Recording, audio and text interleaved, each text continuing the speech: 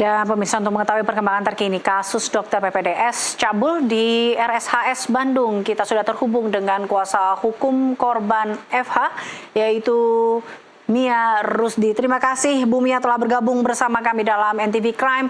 Bu Mia, untuk sejauh ini update terkini dari kasus Priguna ini seperti apa? Benarkah ada upaya damai dari tersangka? Selamat sore, Sampurasun, Mbak. Ada waktu itu sebelum ada kuasa hukum yang baru, ada upaya damai terjadi sebelum ditunjuk kami menjadi kuasa hukumnya korban. Jadi sebelum itu ada kuasa hukum korban dan surat perdamaian dibuat oleh kuasa hukumnya yang sebelumnya, yang bukan yang sekarang ya, yang sebelumnya, bahwa tindak pidana ini kan tergolong kejahatan yang luar biasa. Akan tetapi ada indikasi untuk perdamaian dari pihak tersangka ya. Seperti apa, Bu Mia? Dan waktu itu kebetulan, kenapa? Upaya damai seperti apa yang ditawarkan oleh kuasa hukum Priguna ini sebelumnya? Yang sebelumnya ya. Yang sebelumnya ya, bukan yang sekarang. Ya. Jadi upayanya itu adalah pendamaian dengan memberi sejumlah uang. Jadi korban ditawarkan sejumlah uang dan kasus ini tidak akan ditindak secara hukum. Akan tetapi korban waktu itu masih ragu dan pengacara yang sebelumnya, kuasa hukum yang sebelumnya meminta korban untuk menandatangani perjanjian bahwa perdamaian. Nah, setelah itu kuasa hukum yang sebelumnya mencabut dan korban menghubungi kami, Jabar Bantuan Hukum, dan kita permasalahan ini kita bilang ini tidak bisa karena ini adalah kejahatan seksual, kan ada undang-undangnya, pasal Undang-Undang Nomor 12 Tahun 22 tentang tindak pidana kekerasan yang Undang-Undang TPKS ya. Pasal 23 itu menyatakan perkara tindak pidana kekerasan seksual tidak dapat diselesaikan di luar proses pengadilan. Jadi walaupun ada perdamaian memberikan sejumlah uang, proses akan tetap dan nanti kan ada yang namanya restitusi ya. Tetap restitusi ada.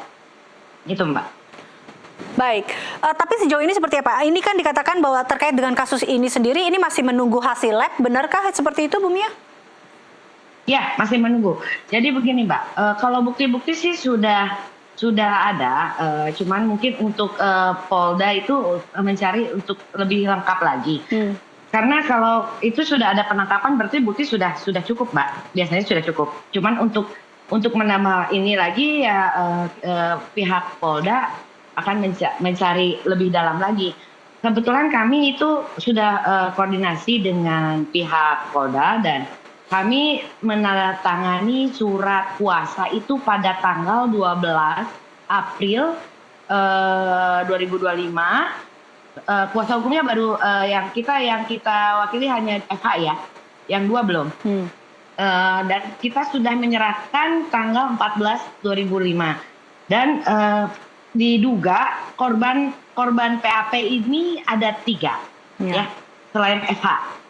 Namun yang 2 belum kami tangani dan memang belum sama kami, dan kita ada upaya mendorong penambahan pasal berlapis, Mbak. Pasal gitu. Berapa aja itu? Dan kami sudah bahwa kami sampaikan sementara pasal yang diterapkan Undang-Undang TPKS 12 2002 dengan ancaman penjara 12 tahun. Lalu rekomendasi kami dan karena sudah berdiskusi dengan penyidik, penambahan pasal 15B Undang-Undang TPKS 12 tahun 2002 ditetapkan sebagai mana isinya bila mana perbuatan tersebut dilakukan oleh tenaga medis atau kesehatan, maka dapat ditambah hukumannya 1/3 Mbak. Dan karena pelaku ini perbuatannya tersebut berulang-ulang Mbak, ini kan ada korban lain. Maka dari itu pasalnya akan ditambah pasal 64 KUHP Perdata. Dan ini juga Mbak, ada tambahan juga. Kita kan kemarin sudah komunikasi dengan penyidik dan alhamdulillah ya Polda sangat gerak cepat dan pihak RSHS juga sangat membantu Mbak. Sangat membantu untuk mengungkap ini dan ini juga ada bahwa dia kan menyuntikkan 15 kali dengan obat bius ya di situ ya. Itu kan tergolong nafsa. Jadi kita akan menambahkan di sana apabila terbukti bahwa si obat itu yang disuntikan pada pasien itu bahwa bisa saja bukan dari rumah sakit atau dia membawa sendiri, kan ini masih dugaan ya. Itu akan menambah undang-undang narkotika Mbak. Jadi akan berlapis. Baik, ya. Baik. Mbak Mia, tapi tanggapan dari tadi kan kalau kita lihat ya dari awal ini kalau dari kuasa hukum sendiri akan memberikan ancaman berlapis, tapi dari pihak keluarga FH sendiri di sini yang Anda tengah-tangani tadi kan di awal sempat mendapatkan tawaran damai, tapi kalau dibalis dengan pasal 23 tidak ada dapat diselesaikan di luar pengadilan.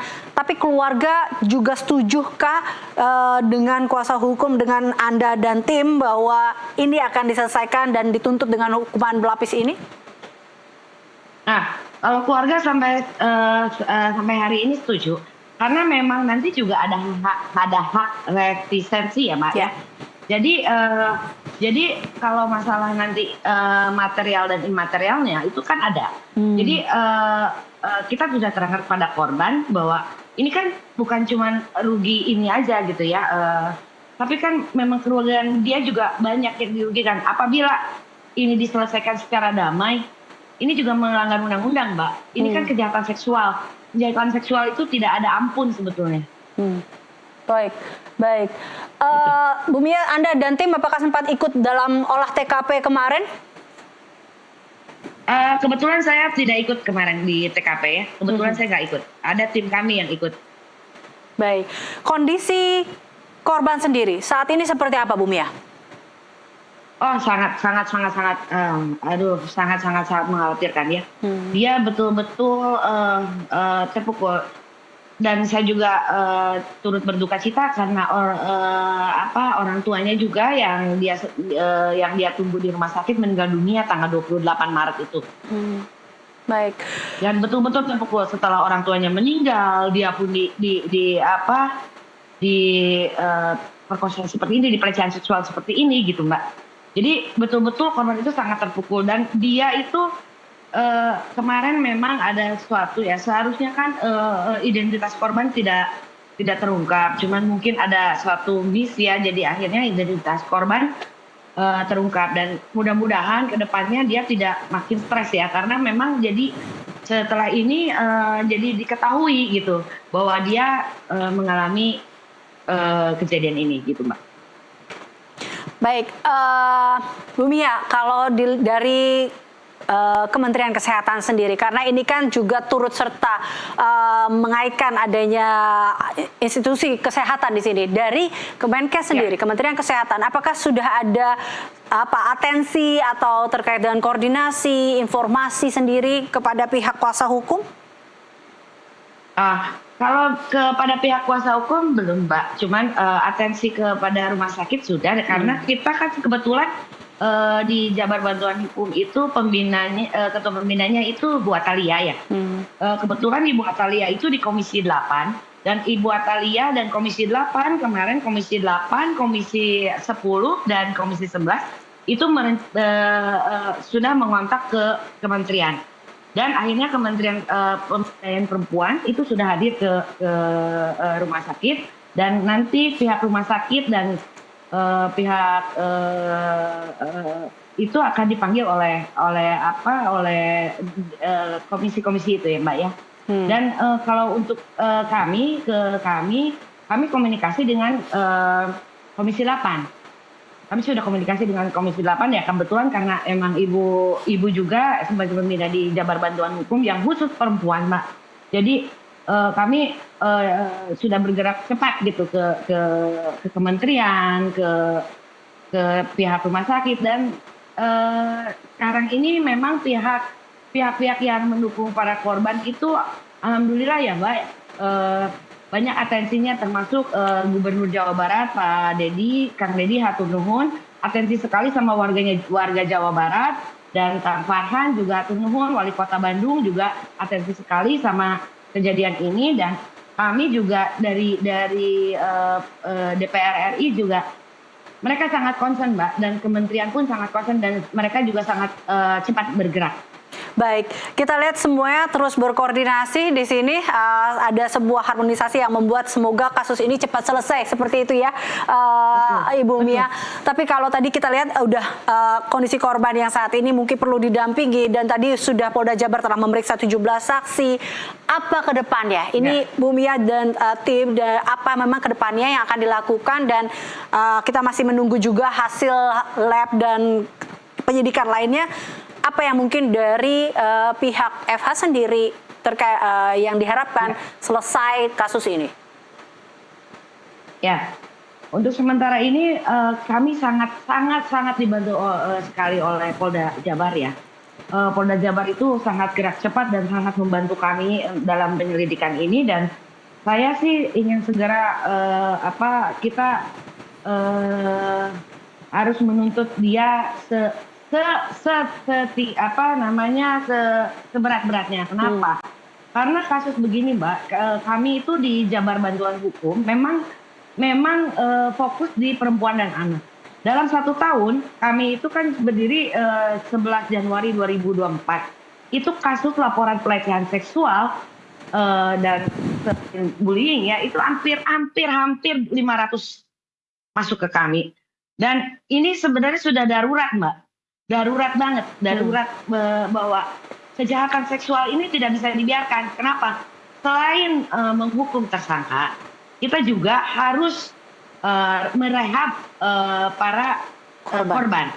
Makanya kami itu bukan hanya sekedar berarah ke tersangka ya, menjatuhkan hukuman ke tersangka, tapi korban juga dipikirkan. Nah, saya minta kepada pemerintah pusat khususnya, karena mungkin sedikit menyinggung, untuk Kementerian PPA kita ditiadakan dana untuk operasional PPA ya. Menyayangkan sekali karena buat kami itu perempuan dan anak dan kejahatan kekerasan seksual itu perlu ditangani secara khusus, karena akan berulang, Mbak. Ini akan berulang. Jadi tidak ada dan kita juga minta untuk DPR juga membuat undang-undangnya yang lebih keras lagi untuk kejahatan ini. Karena dikhawatirkan ini kan untuk masa depan kita ya, Mbak ya. Masa depan anak-anak dan masa depan perempuan, karena apabila perempuan dan anak-anak ini sehat dan bahagia, itu kan semuanya lancar. Betul. Ya. Masa depan anak-anak bangsa ini di mana? Di perempuan dan anak sebetulnya. Kalau kita tidak menangani secara serius, ini akan menjadi masalah nasional, Mbak. Ya, ini artinya ini sudah darurat seperti tadi yang Anda katakan, datanya pun terus meningkat dan diharapkan intensi yang khusus, apalagi hukuman yang berat agar ini jerah, artinya tidak ada lagi kasus-kasus serupa seperti ini. Terima kasih tentunya Ibu Mia telah bergabung bersama kami dalam NTV Crime. Pemirsa, demikian perbincangan kita bersama dengan kuasa hukum korban Mia Rusdi.